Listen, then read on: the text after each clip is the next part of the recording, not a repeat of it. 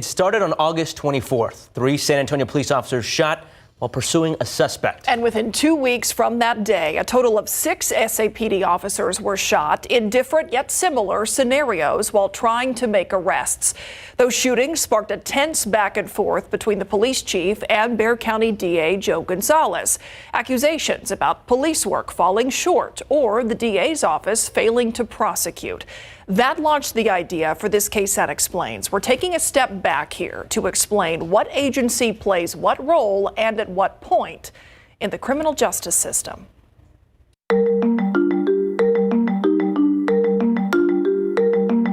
If somebody said describe the criminal justice system, your eyes just flashed. What would your answer to that be?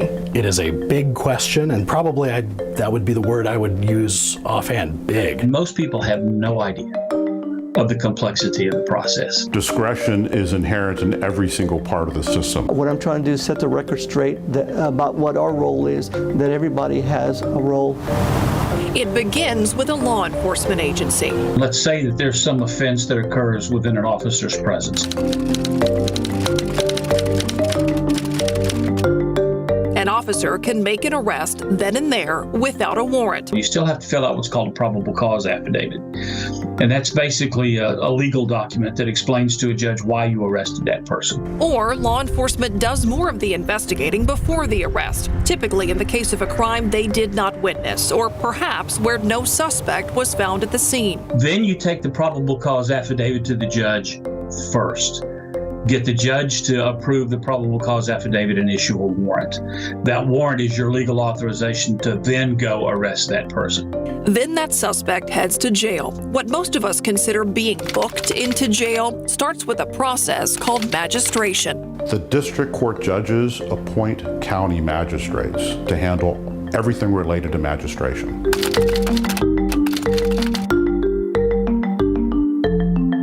And at that point, the district attorney's office has the case. They get an appointment from a public defender and from a prosecutor. They analyze whatever is appropriate as it relates to a charge. A magistrate judge sets a person's bond. We only recommend bonds, that the magistrate judges are the ones that set bonds. The magistrates are individual judges.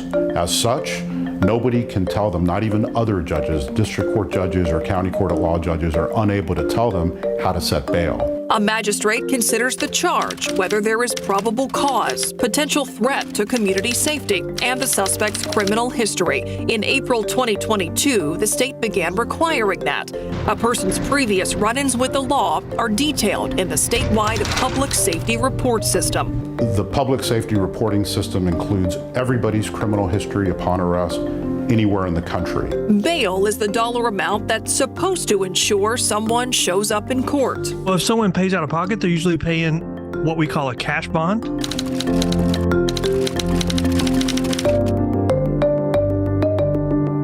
So they're paying 100% of the bond amount, and they're promising that whole cash amount to the court if they fail to appear. If they show up when they're supposed to, whomever paid that bond gets the money back. If a person uses a bail bond company, the bondsman is posting a promise to pay the full amount if you fail to show up. But you're only paying him like a premium on an insurance policy. Usually around 10%. So a suspect has been arrested, their bail has been determined, they know what charge they're facing. Now what is law enforcement tasked with before they, quote unquote, turn a case over to a DA's office? Well, I would say at that point, the case has already been turned over to the DA's office.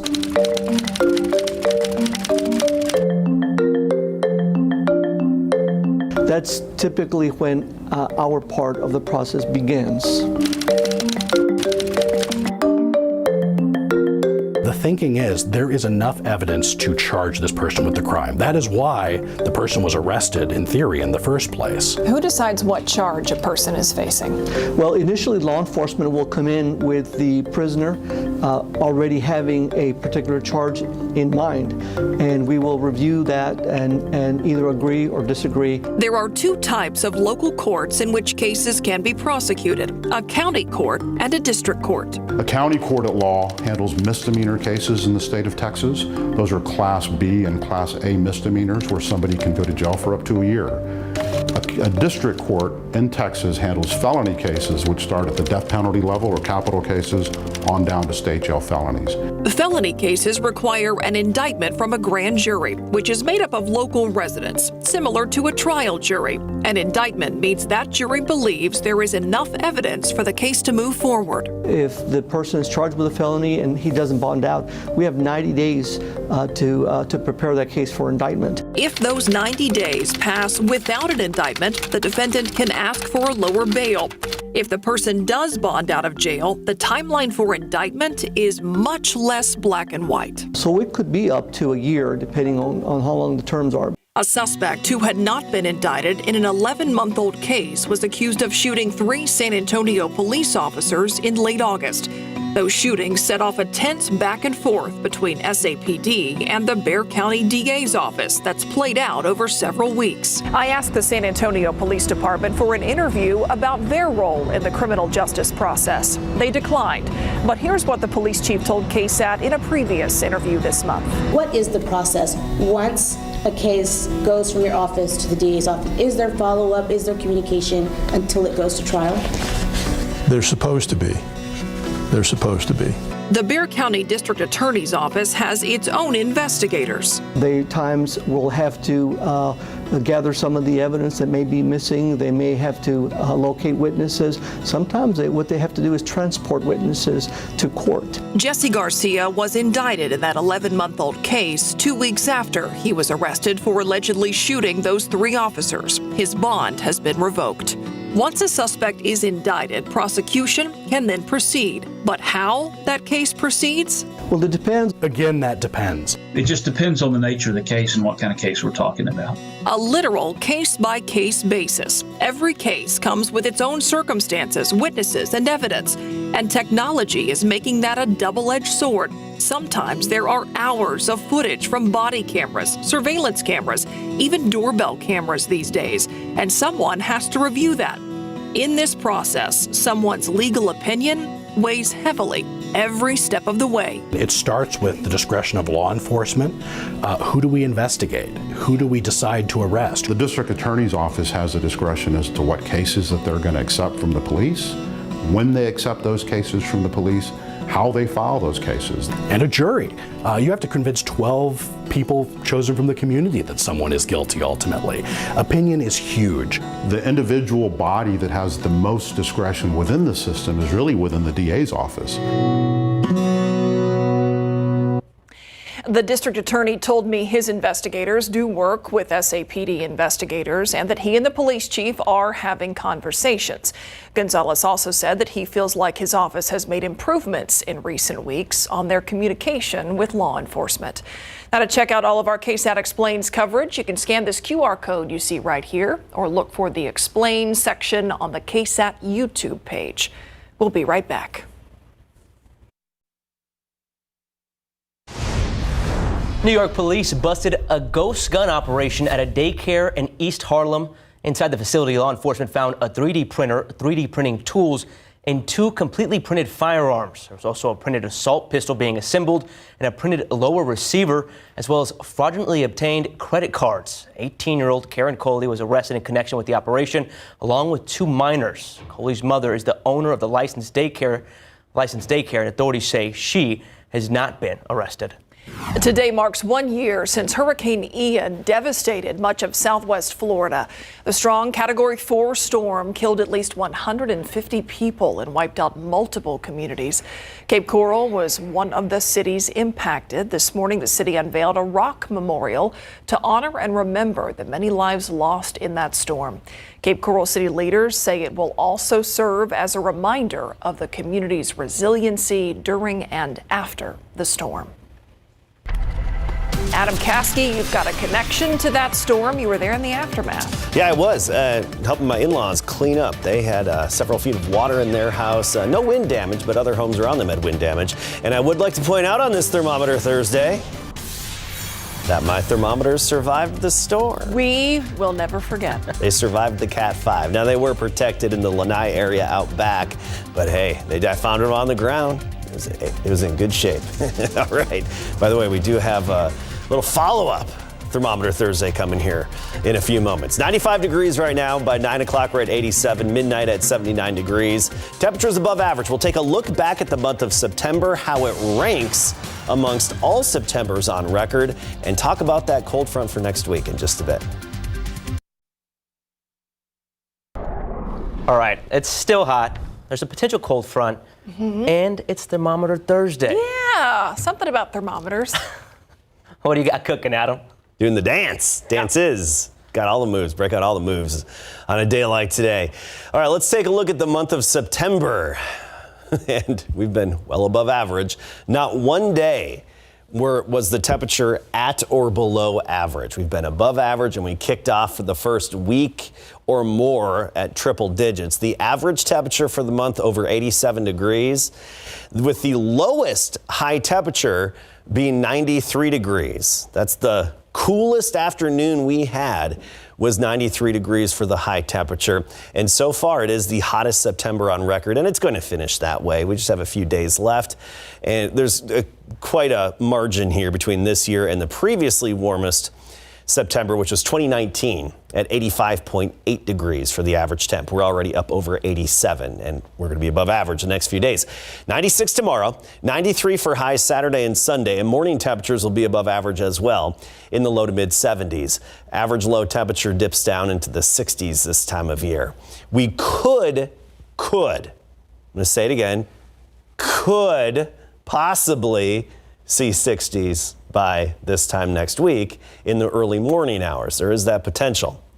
Upper level high, it's going to take control through the weekend, but by early next week, it starts to break down. That opens the door for this big long wave trough to dig into Texas and really just clip Texas. It's going to dig into the western U.S., midsection of the country, and just clip us. Should be just enough to help push a cold front through our neck of the woods. The big question is exactly how strong is this front going to be? What's the temperature differential along that front? Keep in mind, this front isn't even going to form until Monday, Tuesday of next week. So we still have time until we can actually see what the difference is along that front. We can't even tell yet because that cooler air isn't quite out there. Rain chances, though, 10% this weekend and Monday and Tuesday. That's mainly to account for some coastal showers popping up. Wednesday, 30%. But potentially higher. There's a shot that we could boost those rain chances a little bit. So cross your fingers. If everything falls in line nicely, then we could have better rain chances. 95 right now. We're still feeling the heat. Dew point is 61, not too humid. The typical trend. Morning and night, very humid. Afternoon, dew points fall off and it's not so bad. That trend is going to continue. We actually have 90 stretching up the plains. Wichita, Kansas, 93. Guymon, Oklahoma, 91. Junction, 93. 97 in Laredo. Hondo, 94. Right now, Gonzales at 93 degrees. Temperatures will gradually be falling down into the 80s. And here's your KSAT 12-hour forecast for tomorrow. 7 a.m., 74. A lot of sunshine throughout the entire day. By noon, we're up near 90 degrees. And then 4 or 5 o'clock, we hit a high temperature of 96. That's 97 in Castroville, 98 New Braunfels, Nixon Smiley 98, and Poteet, a high temperature of 97. Big thing to watch is next week, about this time, Wednesday, Thursday time frame, that's when we have that cold front that we'll keep you updated on.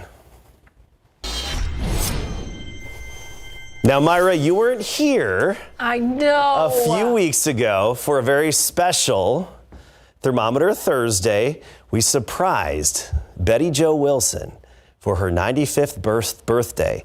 And as we did so, the camera was rolling.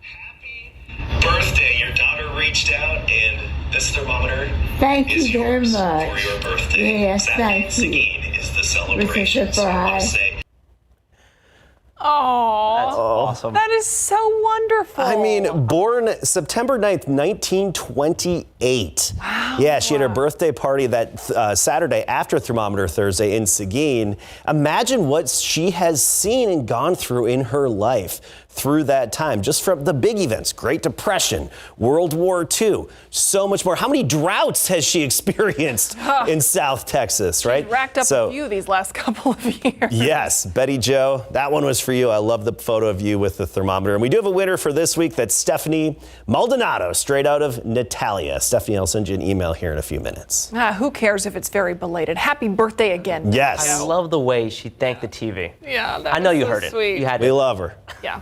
Thanks, Adam. We'll be right back. Tonight, San Antonio fire investigators are looking into the cause of a blaze that left 9 people and a baby without a home. That fire happened on Florida Street near I-10. Fire officials say the flames started in the back of a vacant home before spreading to 3 other homes next door. San Antonio police are investigating after a man was shot while stopped at a red light. This happened along Perrin Vidal on the northeast side. Police say someone in a sedan pulled up next to the victim and shot him. The victim's in critical condition, and so far no arrests have been made. Busy day for police. They're also investigating a shooting outside of a Jack in the Box.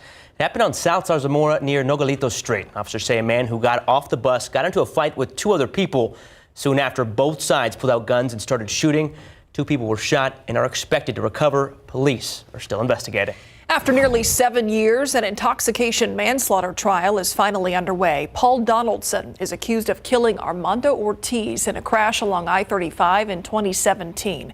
Today, testimony revealed that Donaldson had methamphetamine and prescription pills in his system at the time of the crash.